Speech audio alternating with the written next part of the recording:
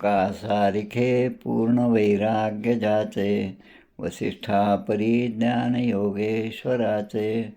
कवी वाल्मिका सारिखा मान्य ऐसा, नमस्कार माझा सद्गुरु रामदासा. श्रीराम मला वाटते अंतरी त्वा वसावे, तुझ्या दासबोधासी त्वा बोध व्हावे. अपत्यापरी पाववी प्रेमग्रासा, महाराज या सद्गुरु रामदासा. जय जय रघुवीर समर्थ. श्रीकृष्ण गोविंद हरे मुरारे, हे नाथ नारायण वासुदेव. प्रद्युम्न दामोदर विश्वनाथ, मुकुंद विष्णुर्भगवन् नमस्ते. सच्चिदानंदरूपाय विश्वोत्पत्त्यादिहेतवे, तापत्रय विनाशाय श्रीकृष्णाय वयं नमः. कृष्णाय वासुदेवाय हरये परमात्मने, प्रणतक्लेशनाशाय गोविंदाय नमो नमः. वसुदेवसुतं देवं कंसचाणूरमर्दनं, देवकी परमानन्दं कृष्णं वन्दे जगद्गुरुं. कृष्णकमलपत्राक्षं पुण्यश्रवणकीर्तनं, वासुदेवै जगद्योनिं नौमि नारायणं हरिं. कृष्ण कृष्णेति कृष्णेति यो मां स्मरति नित्यशः, जलं भित्वा यथा पद्मं संसारात् उद्धराम्यहं. कृष्णाय वासुदेवाय देवकीनन्दनाय च, नन्दगोपकुमाराय गोविन्दाय नमो नमः. नमः पङ्कजनाभाय नमः पङ्कजमालिने, नमः पङ्कजनेत्राय नमस्ते पङ्कजाङ्ग्रये. गोपाल कृष्ण भगवान की जय. जय जय रघुवीर समर्थ. श्री भगवान उवाच, ज्ञानं परमगुह्यं मे यद्विज्ञानसमन्वितं, स्वरहस्यं तदङ्गं च गृहाणगदितं मया. यावानहं यथा भावो यद्रूपगुणकर्मकः, तथैव तत्त्वविज्ञानमस्तु ते मदनुग्रहात्. अहमेवासमेवाग्रे नान्यद्यत् सदसत्परं, पश्चादहं यदेतच्च योऽवशिष्येत सोऽस्म्यहं.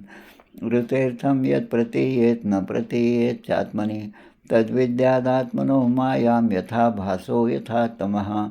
यथा महान्ति भूतानि भूतेषु चावचेष्वनु, प्रविष्टान्यप्रविष्टानि तथा तेषु न तेष्वहम्. एतावदेव जिज्ञास्यं तत्त्वजिज्ञासनात्मनः, अन्वयव्यतिरेकाभ्यां यत्स्यात् सर्वत्र सर्वदा. एतन्मतं समातिष्ठ परमेण समाधिना, भवान् कल्पविकल्पेषु न विमुह्यति करिचित्. गोपाल कृष्ण भगवान की जय. दशमस्कंद उत्तरार्थ.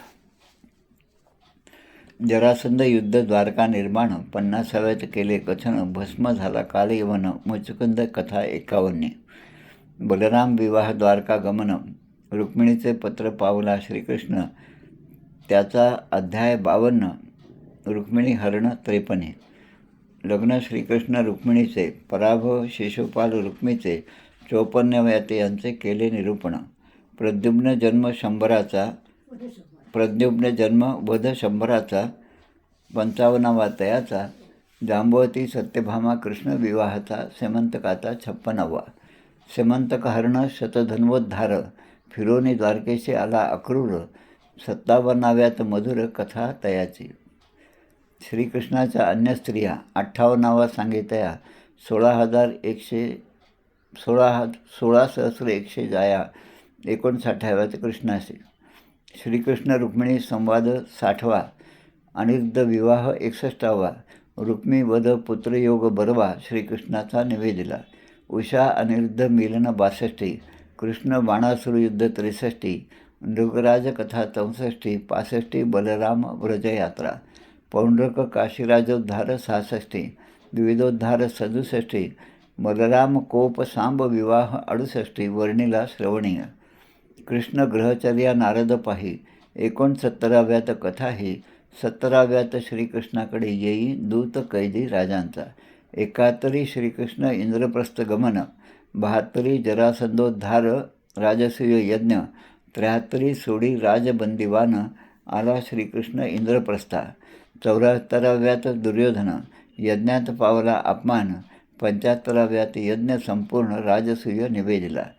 शाल्व यादव युद्ध 76, शाल्वोद्धार 77, दंतवक्त्र विदुरोद्धार 78, बलराम हस्ते सूतवध, बलवलोद्धार बलराम यात्रा 79 ते 76, सुदाम श्रीकृष्ण भेट मधुरा 80 वर्णिली, सुदाम्याची ऐश्वर्यप्राप्ती 81 कथाती, श्रीकृष्ण बलराम गोप गोपी भेटी 82, श्रीकृष्ण पट्टराण्यांशी द्रौपदी भेटली 83, वसुदेव यज्ञोत्सव 84, ज्ञान माता पित्याशी 85, सुभद्राहरण मिथिलेत कृष्ण, जनक श्रुतदेवाशी दे दर्शन, एकदा अनेक रूप धारण 86, वेदस्तुती 87, शिवसंकटमोचन 88, भृगुद्वारा त्रिदेव परीक्षेशी 89 वर्णिले, मृत विप्र बालकाशी 89 आणि ऋषिकेशी निवेदिले 90. श्रीकृष्ण लीला विहार. गोपाल कृष्ण भगवान की जय. जय जय रघुवीर समर्थ. श्रीकृष्ण गोविंद हरे मुरारे. हे नाथ नारायण वासुदेव प्रद्युम्न दामोदर विश्वनाथ मुकुंद विष्णुर भगवान नमस्ते. आज माघ शुद्ध तृतीया शके 1946 आणि माघी गणेश जयंतीचा दिवस. गणेश जयंतीचा दिवस वरदे चतुर्थीसुद्धा म्हणतात. भगवान शंकर आणि पार्वती यांच्या पोटी या गणेशाचा जन्म झाला. गणेश चतुर्थी जी आपण साजरी करतो ती भाद्रपद शुद्ध चतुर्थी. त्या दिवशी आमच्या श्रीपाद श्री वल्लभांचा जन्मदिवससुद्धा असतो. भाद्रपद शुद्ध 4 या दोन्ही तिथी गणेश देवताशी निगडीत आहे. त्यामुळे गणपतीचं स्मरण करून आज आपल्या या कथानकाला श्रीमद भागवताच्या सुरुवात करूया. अनेक गणपतीच्या देवळांमध्ये, अष्टविनायकाच्या देवळामध्ये आणि अनेक ठिकाणी आज माघी गणेश जयंतीचे उत्सव साजरे होत असतात. तिलकुंद चतुर्थी असंही सुद्धा म्हणतात. म्हणजे तिळाच्या लाडूचं महत्त्व जे जानेवारी महिन्यामध्ये आहे संक्रांतीच्या काळात, ते आजसुद्धा चालतात. म्हणजे आपण खाल्ले तरी रथसप्तमीपर्यंत हा उत्सव असतो. रथसप्तमी पुन्हा समर्थांच्या दृष्टीने महत्त्वाचा उत्सव, ज्या दिवशी सूर्याजी पंतांना, राणूबाईंना यांच्या घरी जांब समर्थेमध्ये स्वतः सूर्यदेव हे भिक्षा भोजन ग्रहण करण्यासाठी त्यांच्या घरी आले होते. आता आजचा अध्याय जो आहे आपला, भगवंताच्या संततीचे वर्णन आणि अनिरुद्धाच्या विवाहामध्ये रुक्मिणीला मारणे, हा अध्याय. आजच्या अध्यायात 40 श्लोक आहेत. पण निदान 400 तरी नावं आज आपल्याला भगवंताच्या पुत्रांचे ऐकायचे आहेत. भगवंताच्या संततीचे वर्णन आपण आत्तापर्यंत पाहिलं. श्रीकृष्णाच्या 8 पट्टराण्या. त्या 8 पट्टराण्यांमध्ये प्रमुख जे आहे ते रुक्मिणी देवी आहे. काल आपण त्याचा सविस्तर असा रुक्मिणी संवादसुद्धा पाहिला, श्रीकृष्ण रुक्मिणी संवाद. 8 पट्टराण्या आणि त्यानंतर 16,100 या राण्या, म्हणजे एकूण 16,108 राण्या. आता पुढे आपल्याला सगळे संदर्भ येणार आहेत. या प्रत्येकीपासून म्हणजे 16,108 राण्यांपासून भगवंतांना 10 पुत्र आणि एका कन्येचा जन्म झाला. म्हणजे 16,108 गुणिले 11 म्हणजे किती, असं हिशेब करायचा होता. आमच्या नातवाला बोलवलं, त्याने ॲबॅकस शिकलेलं आहे, त्यामुळे ते ऐकल्याबरोबर लगेच त्याने केलं. 1,77,188 असे मुलं मुली भगवंतांना झाले. आता यापैकी मुलं किती, तर 16,108 कन्या आणि 1,61,080 पुत्र असे भगवंताचे आहेत. आता शुकदेव जे आहेत ते सांगत आहेत या ठिकाणी परीक्षित राजाला की श्रीकृष्णाच्या प्रत्येक पत्नीला 10 पुत्र झाले आणि ते सर्व गुणांपेक्षाही, आपल्या वडिलांपेक्षाही काही कमी नव्हते.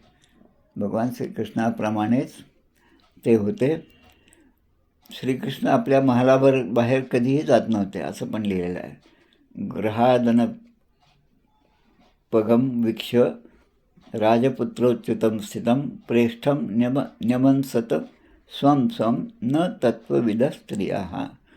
श्रीकृष्णांना आपल्या घरामध्ये, कारण ते बाहेर जात नसल्यामुळे आपल्या पतिराजांना आपल्या घरामध्ये सदैव पाहून राण्यांनासुद्धा खूप आनंद होत असे, की त्यांना वाटे की आपल्यावर किती प्रेम आहे आपल्या नवऱ्याचं. श्रीकृष्णांच्या खऱ्या स्वरूपाची जाणीव त्यांना त्या दृष्टीने नव्हती, कारण ते भगवंत आहेत, आज इथे आहेत तरी ते प्रत्येक ठिकाणी आहेत, ही जाणीव मात्र त्यांच्या ठिकाणी थोडीफार कमी होती. आत्मानंदामध्ये असणाऱ्या या भगवान श्रीकृष्णांचं वर्णन जे आहे ते अनेक प्रकारे आपण केलेलं आहे, अनेक संतांनी केलेलं आहे. आदरम मधुरम जे आहे हे त्याचं एक प्रतीक आहे त्या ठिकाणी. आता कोणत्या साधनाने भगवंताचे मन विचलित करावं असं त्या सगळ्या पत्नींच्या मनामध्ये आलं. पण भगवंत हे पूर्ण काम आहेत. 16,108 राण्या असूनही ते प्रापंचिक दृष्टीने अबाधित आहेत.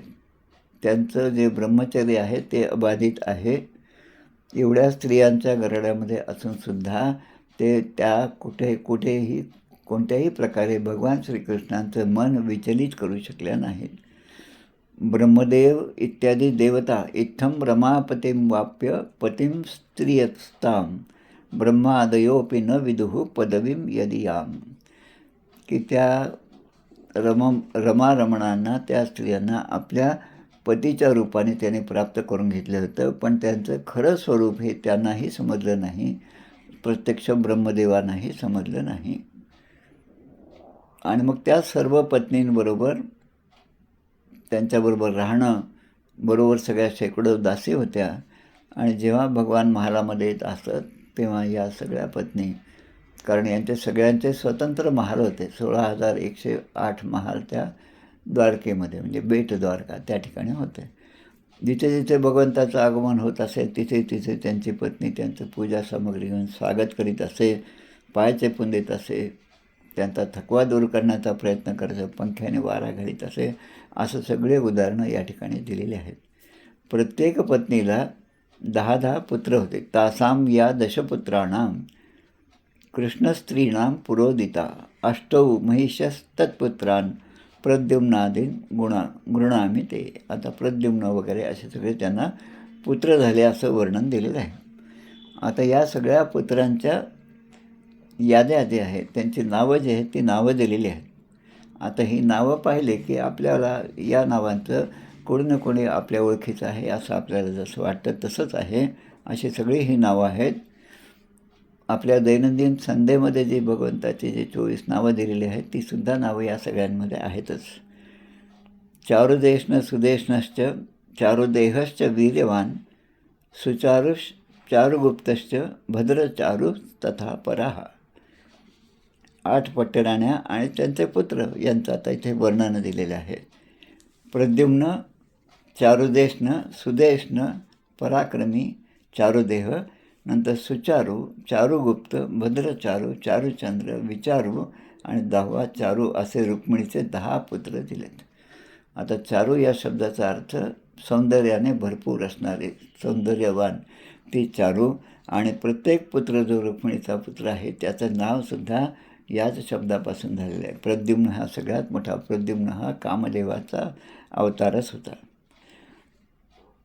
त्यांचा आता सत्यभामा, एकेका पत्नी ज्या पट्टराण्या होत्या 8, रुक्मिणीचे 10 पुत्र आपण पाहिले. मग आता सत्यभामेचे 10 पुत्र आहेत. त्यातसुद्धा श्लोक आहे.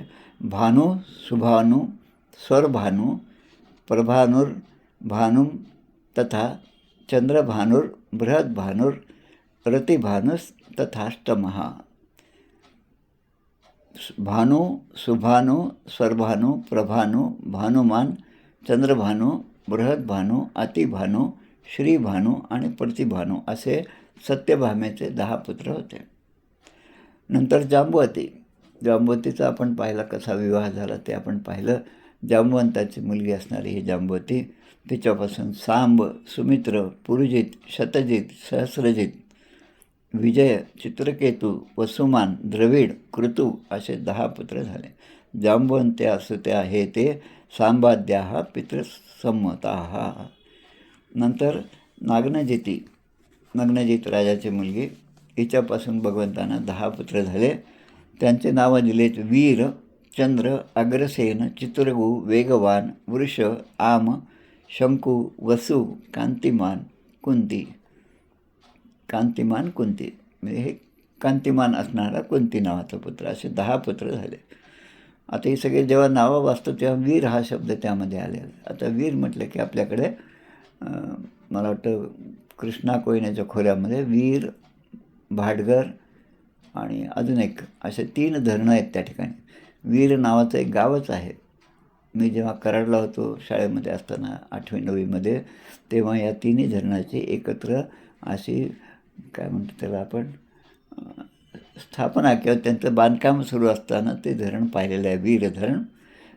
असे हे सगळे नावं जे आहेत ते कुठल्या ना कुठल्या कारणाने आपल्या आसपास असणारीच ही सगळी नावं आहेत. आता कालिंदी माताचे, कालिंदी म्हणजे दुसरं नाव म्हणजे यमुना. कालिंदीचे जे 10 पुत्र होते त्याची नावं दिलं. श्रुता, कवीर, वृषो, वीरहा, सुबाहुर्भद्र, एकलहा, शांतिर्दर्शः, पूर्णमासः, कालिंद्याः, सोमको, वरहा. शेवटचा पुत्र जो आहे त्याचं नाव सोमक. धृत, कवी, वृष, वीर, सुबाहू, भद्र, शांती, दर्श, पूर्णमास आणि धाकटा सोमक असे हे कालिंदीचे 10 पुत्र होते. नंतर लक्ष्मणा ही जी पत्नी होती तिचे 10 पुत्रांची नावे दिलेली आहेत. ती मद्र देशाची होती. मद्र देश म्हणजे आजचं आपलं तामिळनाडू. हिच्यापासून प्रघोष, गात्रवान, सिंह, बल, प्रबल, ऊर्ध्वग, महाशक्ती, सह, ओज आणि अपराजित यांचा जन्म झाला. नंतर मित्रविंदा ही जी आहे तिच्या 10 पुत्रांची नावं दिली आहेत. वृक, हर्ष, अनिल, वृद्र, वर्धन, अन्नाद, महाश, पावन, वन्ही आणि क्षुधी असे पुत्र होते. आणि भद्रा जी आहे ती 8वी पट्टराणी, तिच्या 10 पुत्रांची नावं दिली. संग्रामजित, बृहत्सेन, शूर, प्रहर्ण, अरिजित, जय, सुभद्र, वाम, आयु आणि सत्यक हे पुत्र होते. आता या सगळ्या पट्टराण्यांच्या प्रत्येकीचे 10-10 पुत्र. कन्यांची नावं काही या ठिकाणी तेवढी दिलेली नाहीत. आता ते नाही दिली म्हणजे एका दृष्टीने मला तर वाटतं बरंच आहे, कारण एवढं सगळं आपल्या डोक्यात बसणंच शक्य नाही. आता आपल्याला नुसतं ऐकूनच जर आपण एवढं सगळं जर नावाचा उच्चार किंवा नावाची यादी आपण लक्षात ठेवू शकत नाही. पण भगवंताच्यासाठी हे सगळं अगदी खेळ होता, कारण ती लीला होती. आणि ती लीला ते इतक्या सहजपणे करूनसुद्धा ते त्या संसारापासून अगदी अलिप्त असे होते.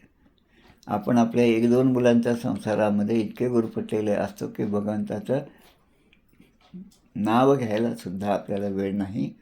पण भगवंताचं या पुत्रांचं नाव आजही आपण संध्येच्या वेळेस प्रत्येकाचं नाव घेतो. आपण दीप्तिमांस, ताम्रत, तत्ताद्या, रोहिण्यास्तनया हरे हे. आता यानंतर रोहिणी इत्यादी ज्या पट्टराण्या होत्या त्यांच्यासुद्धा नावं दिलीत. आणि 16,100 पत्नी आणि हे 16,100 आणि हे 8 अशा प्रत्येकाचं. आता प्रद्युम्न जो आहे मोठा मुलगा प्रद्युम्न, त्याचा भोजगट नगरात राहणाऱ्या रुक्मिणीची कन्या रुक्मवती हिच्याशी विवाह झाला. आता प्रद्युम्न आपल्याला माहिती आहे, प्रद्युम्न म्हणजे कामदेवाचा प्रत्यक्ष अवतार असणार. प्रत्यक्ष कामदेवाने जन्म घेतला. ज्या कामदेवाला भगवान शंकराने हरवलं होतं त्या कामदेवाने पुढे भगवंताच्या पुत्ररूपाने जन्म घेतला. आणि त्या प्रद्युम्नाचा आणि रुक्मिणीची कन्या, रुक्मिणी कोण आपण पाहिलं त्या रुक्मिणी हरण प्रसंगाच्या वेळेस.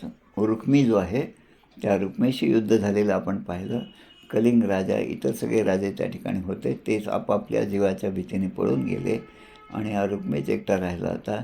त्या रुक्मिणीची कन्या रुक्मवती हिच्याशी प्रद्युम्नाचा विवाह झाला. आता प्रद्युम्न तसं पाहिलं तर रुक्मिणीचा पुत्र आणि रुक्मिणीचा भाचाच आहे. तर आपल्या भाच्याला आपली मुलगी त्याने दिली. श्रीकृष्णांच्या मुलांच्या 16,108 माता होत्या, बरोबर. 16,108 पत्नी, त्यामुळे मुलांच्या या सगळ्या 16,108 माता. आता त्यामुळे त्यांच्यापासून झालेली जी पुत्रसंतती होती यांची संख्या कोट्यावधीच्या घरामध्ये गेली असा उल्लेख आहे. पुत्र्यांत रुक्मिणी राजन नामना भोजकटे पुरे एतेषां पुत्रपौत्राश्च बभूवः कोटिशो नृप. कोटी म्हणजे कितीतरी प्रकारचे त्यांना मुलं झाले. मातरः कृष्णजातानां सहस्राणीच षोडशः. सहस्राणीच षोडशः म्हणजे 16,108 पत्नी, त्यांच्यापासून पुत्रसंतती झाली. आता हे सगळं आपले परीक्षित राजा श्रवण करीत आहेत आणि शुकदेव त्यांना सांगत आहेत. परीक्षित राजाने लगेच प्रश्न विचारला. खूप आपण म्हणतो श्रवणी जसा गुण परीक्षितेचा. श्रवण असं असावं की ज्यामध्ये चित्त एकाग्र झालं की श्रवणामध्ये जे आपण ऐकलं ते आपल्या अंतरंगामध्ये जाऊन भिनलं पाहिजे. भगवान श्रीकृष्णाने रणभूमीवर रुक्मीचा पराभव केला होता, हा प्रश्न राजाने त्या ठिकाणी विचारला. आता ज्या कृष्णाने रुक्मीचा पराभव केला होता आणि जो रुक्मी कृष्णांना मारण्यासाठी संधीची वाट पाहत होता, अशा स्थितीत आपली कन्या शत्रूच्या मुलाला कशी काय त्याने दिली, असा हा प्रश्न आहे. एक तर शत्रू आहे, ज्याच्याशी युद्ध झालेलं आहे, ज्याला आपण हरवलेलं आहे, आता त्याच्याच मुलीला सून म्हणून स्वीकारणं. तर या दोन शत्रूंमध्ये हा परस्पर विवाह संबंध कसा काय जुळून आला, असा प्रश्न या ठिकाणी आहे. म्हणजे प्रद्युम्न आणि याची कन्या रुक्मीची रुक्मवती यांचा विवाह कसा काय झाला. अनागतम इतम च वर्तमानम मतींद्रियः विप्रकृष्टम व्यवहितम सम्यक पश्यन्ति योगिनः. योगी जनभूत भविष्य आणि वर्तमान काळातील इंद्रियातीत पुष्कळ लांबच्या लांब किंवा एखाद्या अडथळ्यामुळे न दिसणाऱ्या गोष्टीसुद्धा योगी लोक हे सहजपणे पाहू शकतात. असे खूप उदाहरणं आहेत. वासुदेवानंद सरस्वती हे आमच्या नाना महाराजांचे गुरु. नाना महाराजांचे वडील जे आहेत त्यांचेसुद्धा तेच गुरु आहेत. नाना महाराज एकदा श्री गुरुचरित्र पारायणासाठी बसले होते आणि मनाने संकल्प केला, आता भगवंताचं सद्गुरूचं दर्शन झाल्याशिवाय हे सप्ताह बंद करायचे नाही. पहिला सप्ताह झाला, दुसरा झाला, तिसरा झाला, खोलीचं दार बंद होतं, त्या ठिकाणी त्यांचं पारायण सुरू होतं. आणि वासुदेवानंद सरस्वती हे नाना महाराजांच्या समोर ठेवलेल्या पाटावर रांगोळी काढून ज्यावर रोज फुलं वाहून पूजन केलं असायचं, त्या ठिकाणी वासुदेवानंद सरस्वती प्रगट झालेले आहेत.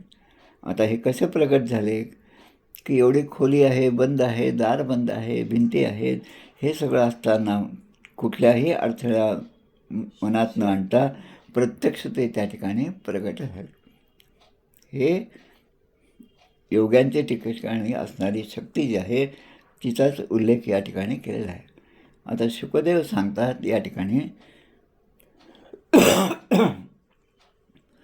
प्रद्युम्न हा प्रत्यक्ष कामदेव होता आणि रुक्मवतीने स्वयंवरामध्ये मनानेच याला वरलेलं होतं.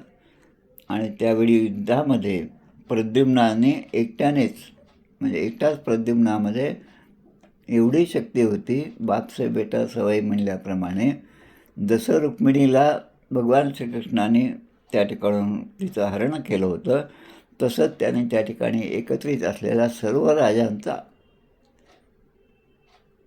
एकट्या प्रद्युम्नाने पराभव केला आणि रुक्मवतीचे हरण केले. आता श्रीकृष्णाकडून आधीच अपमान या रुक्मीचा झाला होता, त्यामुळे रुक्मीला मनामध्ये या कृष्णाबद्दलचं वैर होतं. तरीसुद्धा आता आपली बहीणच कृष्णाला दिलेली असल्यामुळे रुक्मिणीला प्रसन्न करण्यासाठी म्हणून आपला भाचा हा जो प्रद्युम्न आहे त्याला त्यांनी आपली कन्या दिली. रुक्मिणीची एक सुंदर अशी मुलगी होती, तिचं नाव आहे चारुमती. या चारुमतीचा विवाह कृतवर्म्याची मुलगा बली हिच्याशी विवाह करण्यात आला. म्हणजे चारुमती आणि बली असा तो विवाह झाला. आता या रुक्मिच्याबद्दलचा थोडासा विचार करूया आपण. रुक्मिची बहीण ही रुक्मिणी कृष्णाला दिलेली. त्यानंतर या कृष्णाची आणि आपली बहीण रुक्मिणी यांचा पुत्र असणारा प्रद्युम्न याला रुक्मिणी आपली मुलगी दिली रुक्मवती.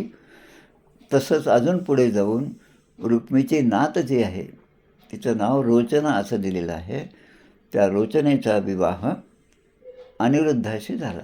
अनिरुद्ध कोण? भगवान श्रीकृष्ण प्रद्युम्न अनिरुद्ध. प्रद्युम्न अनिरुद्धाय श्रीकृष्णाय वयं नुमः आपण म्हणतो. तर रुक्मिणीचा नातू अनिरुद्ध आणि आपली नात रोचना असा सुद्धा विवाह झाले आहे. आता हे विवाह जे आहेत, विवाह संबंध आहे तो शास्त्राच्या विरुद्ध होता.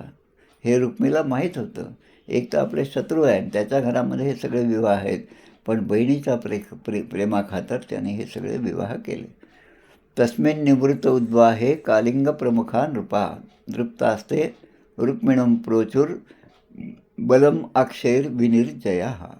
या विवाह सोहळा संपल्यानंतर कलिंगचा राजा खूप गर्विष्ठ असा त्या रुक्मिणीला असा म्हणाला की तू बलरामाला द्यूतामध्ये जिंकून दाखव. आता सगळा विवाह सोहळा पार पडला. अजून 4 दिवस पाहुणे घरामध्ये आहेत. आता त्यावेळेस जे या रुक्मिणीच्या बरोबरचे राजे होते त्यांनी त्याला भर पाडली की आता आपण सगळे जमलोच आहोत, तर त्यामुळे एखादा द्यूताचा डावसुद्धा झाला पाहिजे आणि तू त्या बलरामाला जिंकून दाखव. म्हणजे आत्तापर्यंत तुझा जो काही पराभव झाला आहे त्याच्याबद्दलचं दुःख तुझ्या मनातलं निघून जाईल. आणि ते असंही म्हणतो, अनक्षज्ञो ह्ययं राजन. या बलरामाला काही दूत खेळता येत नाही, परंतु खेळण्याचं जबरदस्त व्यसन आहे. दूत खेळण्याचं व्यसन आहे आणि खेळता येत नाही असं जर असेल आणि त्याच्याशी जर तू दूत खेळलास तर तू त्याला सहजपणे जिंकून घेशील. आता लोकांनी याला भरीस पाडलं आणि रुक्मिणी बलरामांना बोलवून त्याच्याबरोबर तो द्यूत खेळू लागला. शतं सहस्र अयुतम रामस्तत्राददे पणम. आता दोघांचा तो खेळ, द्यूताचा खेळ सुरू झाला. बलरामाने आधी 100 मोहरे सोन्याचे, नंतर 1000 मोहरे आणि नंतर 10,000 मोहरे असे लावले त्या खेळण्यामध्ये आणि सहजपणे बलरामाने फासे टाकून ते सगळे मोहरे जिंकले.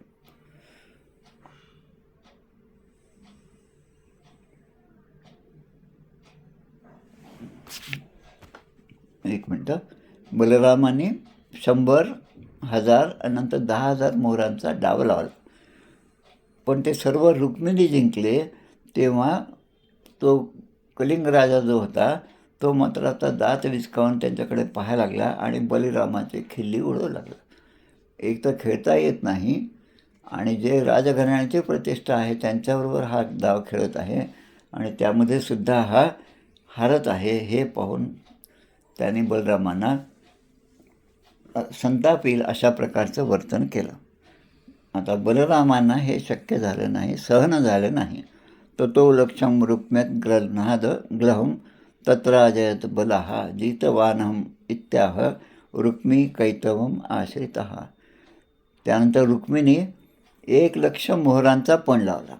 आता खेळण्यामध्ये 1,00,000 मोहरा. आता मात्र बलरामाने तो जिंकला. आता बलराम जिंकलेला आहे असं पाहिल्यावर रुक्मी आता लबाडीने म्हणाला की मीच जिंकलो असं रुक्मी म्हणाल ताबडतोब. जितवान अहम इत्याह रुक्मी कैतवम आश्रितः असं रुक्मी म्हणाल. जितवान अहम इत्याह, मी आता जिंकलो आहे असं तो बळजबरीने खोटंच म्हणू लागला. आता बलराम इतका वेळ शांततेने खेळत होते आणि त्याने पाहिलं तर जसं पौर्णिमेचा समुद्र जो आहे जो जसा खवळलेला असतो, पौर्णिमेच्या वेळेस शासनातर्फे सुद्धा आदेश असतात की कोणीही आपल्या मोठमोठ्या बोट जे आहेत त्या समुद्रामध्ये घेऊन जाऊ नयेत, समुद्र खवळलेला असतो. तसा या ठिकाणी बलरामाच्या मनामध्ये खूप प्रचंड असा रागाने तो खवळलेला होता. त्याचे डोळेसुद्धा लाल झाले होते. समुद्र इव पर्वणी मन्यना भक्षिता श्रीमान. आणि क्रोधामुळे ते आणखीनच लाल झाले. आता त्यांनी 10 कोटी मोहरांचा पण पळ लावला. आता यांचा खेळ आता असा रंगत चालला आणि सगळे पाहणारे जे होते त्यांना त्याशी काही घेणं देणं नव्हतं. पण आपल्या रुक्मिणीला जिंकवायचं होतं आणि बलरामाला हरवायचं होतं, हा एकच उद्देश त्यांच्या ठिकाणी होता. आता बलरामाचाच जय झाला. एवढे कोटी जे मोहरा होत्या त्या सगळ्या त्याने जिंकल्या. पण रुक्मिणी मात्र कपटाने म्हणायला लागला की मीच जिंकलो. या विषयातील तज्ज्ञ ही सगळी माझ्याबरोबरची ही राजमंडळी आहेत. कलिंग देशाचा राजासुद्धा माझ्याबरोबर आहे. पाहिजे तर त्याला विचारा आणि तो खरा निर्णय देऊ शकेल. आता यावेळी द्यूताच्या नियमानुसार बलरामाचाच जय झाला होता आणि बरोबर त्याच वेळीस एक आकाशवाणी झाली. आता आकाशवाणी अशी केव्हाही कोणाच्याही बाबतीत कधी होत नसते. तदा ब्रवीन्न नभोवाणी बले नैव जितो ग्लहाहा धर्मतो वचने नैव रुक्मी वदती वै मृषा. रुक्मी जो बोलत आहे ते सगळं खोटं आहे. रुक्मी खोटं बोलत आहे आणि नियमानुसार बलरामानेच हा डाव जिंकला अशी आकाशवाणी झाली. अशीच आकाशवाणी पूर्वीसुद्धा झाली होती. जेव्हा वसुदेव आणि देवकींच्या विवाहाचा प्रसंग होता त्यावेळेस रथामधून मिरवणूक निघत होती आणि त्यावेळेस खूप आनंदाने कंस जो आहे तो या मिरवणुकीचं सारथ्य करत होता, रथ हाकत होता. त्याच वेळेस आकाशवाणी झाली आणि हिचा तू एवढ्या आनंदाने जिला तू एवढं मिरवत आहेस, घेऊन जात आहेस, तुझी बहीण आहे, पण तिचाच 8वा पुत्र हा तुझा काळ ठरणार आहे अशी आकाशवाणी. त्या आकाशवाणीला न जुमानता मग जसं म्हणजे आकाशवाणी जरी झाली तर त्यावर सुद्धा लोक भरोसा ठेवत नाहीत आणि स्वतःच्या हिमतीवर सगळं काही कार्य करायला जातात. खरं म्हणजे यावेळेस या रुक्मीचा मृत्यू जवळ आला होता आणि त्यामुळे त्याचे साथीदार दुष्ट राजाने त्याला भडकावलं होतं आणि या खेळासाठी त्याला प्रवृत्त केलं होतं. पण या संकर्षणम परिहसन म्हणजे त्याचं काय म्हणतो आपण त्याला उपहास करत बभाषे कालचोदित. मग ते म्हणतात नैवाक्ष कोविदा यूयम गोपाला वनगोचर. आता काहीतरी आपण दूषण काढायचं म्हणून हा रुक्मी जो आहे तो बलरामाला म्हणायला लागला की तुम्ही वनात भटकणारे गवळी आहात. म्हणजे आत्तापर्यंत एका लेवलवर दोघे होते पण आता मात्र त्याने त्याला कमीपणा आणायला सुरुवात केली. द्यूतातले तुम्हाला काय कळणार? तुम्ही ते वनामध्ये आहेत, गाई न्यायचे, रोज चारायचे, परत आणायचं, हे तुमचं काम आहे आणि ते सोडून तुम्ही आमच्या या राजघराण्यातील रुक्मी राजाशी तुम्ही द्यूत खेळत आहात. फाशांनी आणि बाणांनी फक्त राजांनीच असे खेळ खेळले पाहिजे. बाणांनी युद्ध केले पाहिजे आणि फासे हातात घेऊन द्यूत खेळलं पाहिजे. हे फक्त राजाला शोभतं आणि तुम्हाला शोभत नाही. म्हणजे या रुक्मीच्या म्हणण्याप्रमाणे या ठिकाणी बलरामाला अतिक्रोध आला. आता बलरामाच्या बद्दलचा विचार करू आपण. बलराम हा शेषाचा अवतार आहे. शेष कोण? की शेष म्हणजे लक्ष्मण. जे लक्ष्मण होते रामायणामधले तेच आता बलराम झाले आहेत. रामायणाच्या प्रसंगामध्ये लक्ष्मण जो आहे तो लहान भाऊ असल्यामुळे त्यांना अनेक कष्ट झाले पण आपल्या मोठ्या भावाची त्यांनी शेवटपर्यंत सेवा केलेली आहे हे आपण पाहतो. आता जेव्हा पुढचा अवतार घ्यायची वेळ आली तेव्हा भगवंतांनी या शेषांना पुन्हा विनंती केली की तुम्ही आता अवतार घ्या. तेव्हा ते म्हणतात की नाही मी लक्ष्मण झालो तेव्हा मला खूप कष्ट पडले, आता माझी अवतार घेण्याची इच्छा नाही. तेव्हा भगवंत म्हणतात की अरे आता तुम्ही माझे मोठे भाऊ म्हणून अगोदर त्या ठिकाणी जन्म घ्या, तुम्हाला कुठलेही कष्ट पडणार नाहीत. बलदाऊ असं आपण त्यांना म्हणतो. मग बलरामानंतर भगवान श्रीकृष्णाचा जन्म झालेला आहे असं आपण पाहतो. आता या ठिकाणी बलरामांना राग आला. आता हा जो राग आहे तो कशा प्रकारचा होता याचं एक छोटंसं उदाहरण आपण पाहूया. आपल्याकडे श्री क्षेत्र देऊळगाराजा बुलढाणा जिल्ह्यामधलं एक खूप मोठं ठिकाण आहे जिथे लक्ष्मी व्यंकटेशाचं सुंदर असं मंदिर आहे. त्या मंदिरामध्ये गेल्यानंतर मूर्तीकडे पाहिल्यानंतर तसं पाहिलं तर समाधान आपलं होत नाही. कारण ती मूर्ती इतकी लहान आहे ती काही डोळ्याला स्पष्टपणे दिसेल अशी मूर्ती नाही. आजूबाजूचं सगळं पितळेचा किंवा त्या पंचधातूंचा जो भाग आहे तो असा चमकत असतो. त्यामुळे मूळ मूर्ती तशी लक्षात येत नाही. ते पुजारी आपल्याला ते लक्षात आणून देतात. तेव्हा मग आपण मन लावून त्याकडे पाहून नमस्कार करीत असतो. व्यंकटेश प्रसाद नावाची एक पोथी आहे, त्या ठिकाणी मिळते. अगदी 25 रुपयाचीच पोथी आहे, पण खूप अर्थपूर्ण अशी पोथी आहे. या पोथीमध्ये अनेक संदर्भ दिलेले आहेत. व्यंकटेश प्रसाद ग्रंथाच्या 9व्या अध्यायामध्ये व्यासमुनी जैमिनीला सांगत आहेत अशी कथा त्या ठिकाणी आहे. अग्नितीर्थ जे आहे तिथलं हे कथानक आहे. तिरुपती बालाजीच्या ठिकाणी त्या ठिकाणी असणाऱ्या सुवर्णमुखरी नदी आहे. त्या नदीच्या तीरावर नारायणपूर नावाचं गाव आहे आणि हे नारायणपूर म्हणजे भगवंताचा विवाह ज्या ठिकाणी झाला ते नारायणपूर आहे. आता त्या ठिकाणी एक काश्यप गोत्री ब्राह्मण आहे, ज्याने वेदशास्त्राचं अध्ययन केलं होतं. त्याची कथा या ठिकाणी दिली आणि त्याला भगवंताने सांगितल्याप्रमाणे त्यांनी आपलं अनुष्ठान केलं. त्याचं नाव आहे विद्याधर.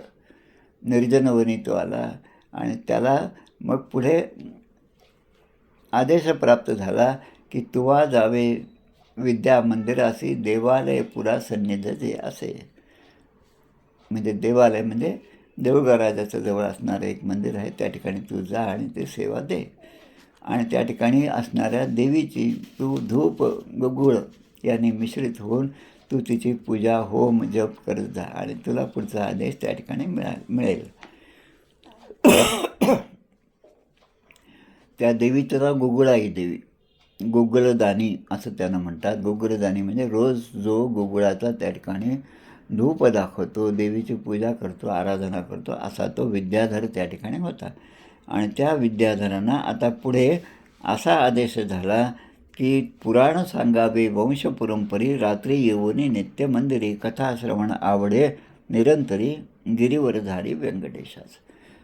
कथाश्रवण या व्यंकटेशाला आवडतं म्हणून तू त्या मंदिरामध्ये जाऊन म्हणजे आजच्या बालाजीच्या मंदिरात जाऊन तू त्या ठिकाणी वंशपरंपराने पुराण सांगावं आणि तू बाकीची काळजी करू नको, तुझा योगक्षेम भगवंत वाहणार आहे असं म्हणताना सांगितलं. आता त्याने त्या ठिकाणी जाऊन विद्याधर ब्राह्मण मंदिरी सांगत रामायण. आता रामायण सांगत असताना एक प्रसंग आला, तो कांचनमृगाचा प्रसंग आला. म्हणजे पुन्हा पंचवटीमधली ती छोटीशी झोपडी पंचवटी, त्यामध्ये राम सीता लक्ष्मण आहेत आणि तो मारीच जो मृग आहे, कांचन मृग आहे, त्याचा प्रसंग त्या ठिकाणी आला. आता मारीचाने सीतेचं लक्ष ओढून घेतलं आणि सीता म्हणते की आता मला तो कांचन मृग आहे तो मला पाहायचा. त्याचे कातडी घेऊन मी त्याची चोळी ही घालेल आणि मला तुम्ही तो आणून द्या असं म्हणून तिने प्रत्यक्ष रामाला सुद्धा त्याच्या मागे जाण्यासाठी भाग पाडलं. आणि राम आता ते धनुष्यबाण घेऊन त्याच्या मागे गेलेले आहेत.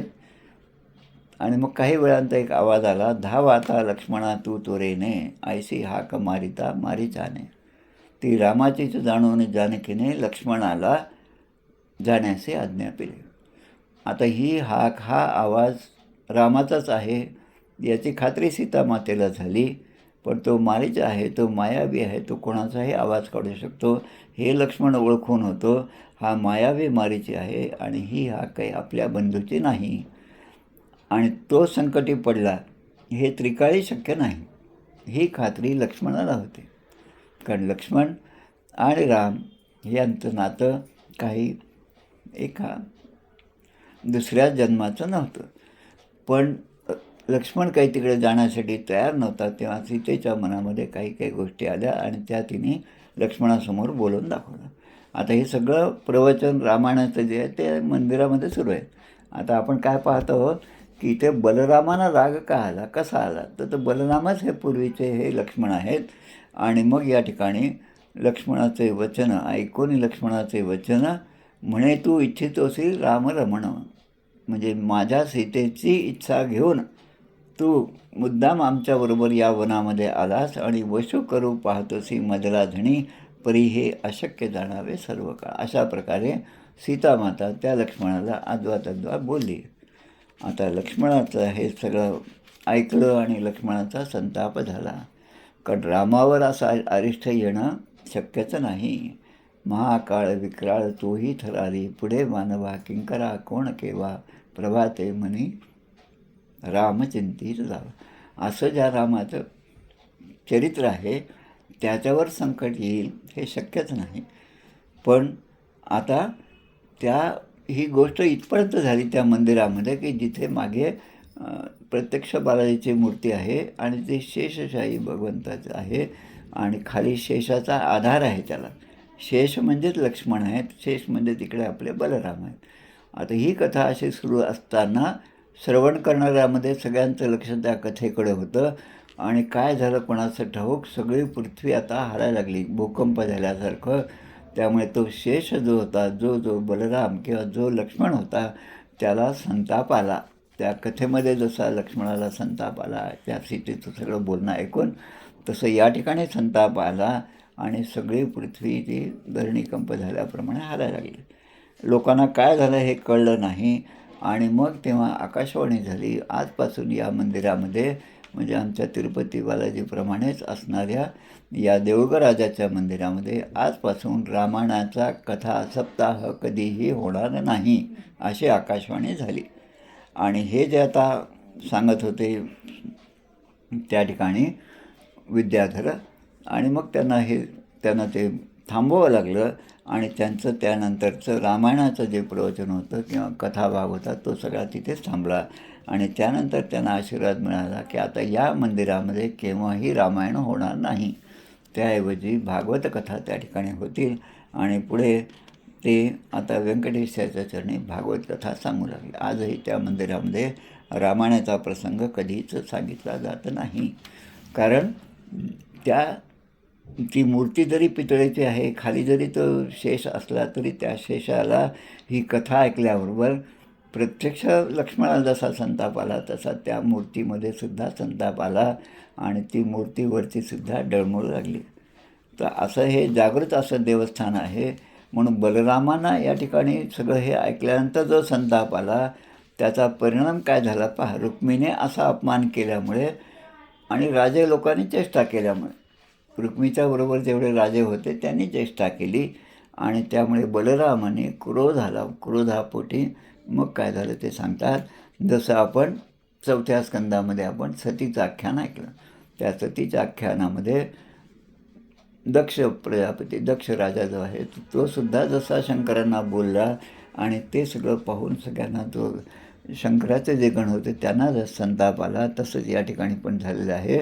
या बलरामाने क्रोधाने लोखंडी काटे लावलेला एक मोठा सोटा घेऊन त्या विवाहमंगल सभेमध्येच त्या रुक्मिणीला ठार केलं बलरामाने. आणि आता जसं त्या सतीच्या आख्यानामध्ये आहे, पूषा हा जो आहे जो हसला होता, त्यामुळे आणि जो डोळे वटून पाहत होता त्या सगळ्यांना त्याने शासन केलेलं आहे या वीरभद्राने. तसंच या ठिकाणी पण झालं. आणि जो कलिंग नरेश आत्तापर्यंत दात विचकावून सगळं हसत होता तो आता तिथून स्वतःच्या जीवाच्या भयाने पळू लागला.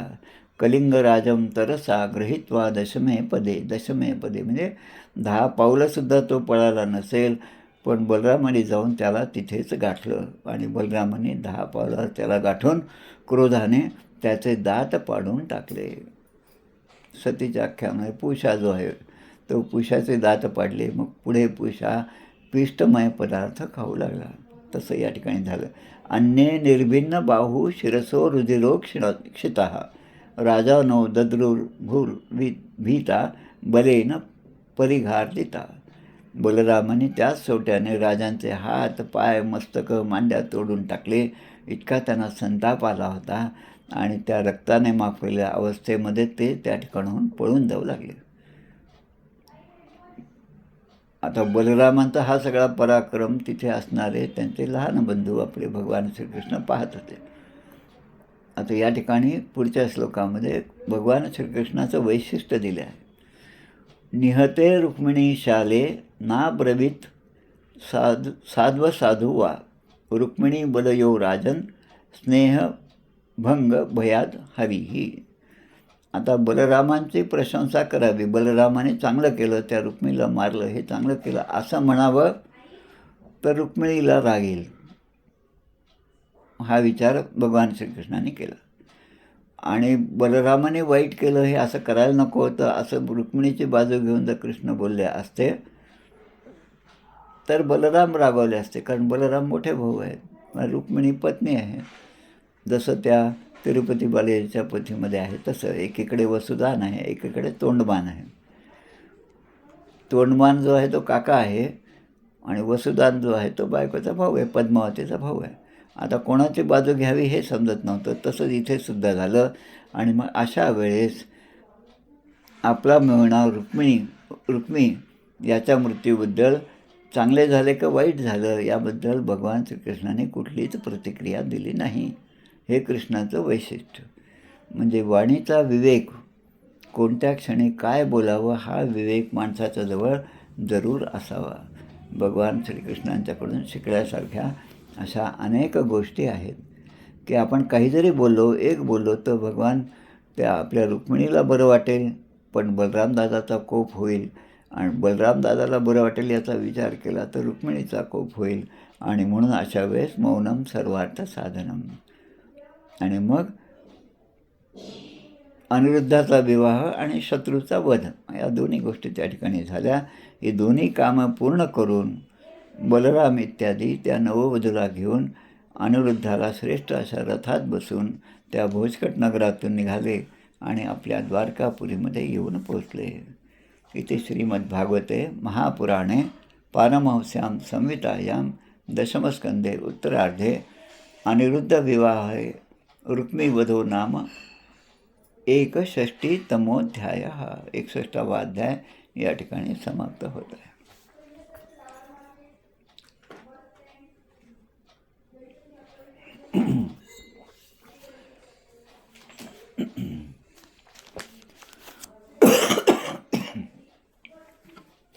देऊळगराजाची पोथी मात्र जरूर मिळवा आणि जेव्हा शक्य असेल तेव्हा ती पूर्ण पोथी वाचा.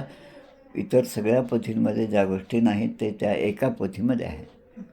आणि देऊळगराजापासून आपण बसने जा की कुठल्याही वाहनाने जा, ते जात येत असताना तिथे दिसणारी जी गोष्ट आहे, जिचा संदर्भ या पोथीमध्ये आहे, ते पाहिल्यानंतर तुम्हाला या पोथीचं आठवण मात्र जरूर येईल.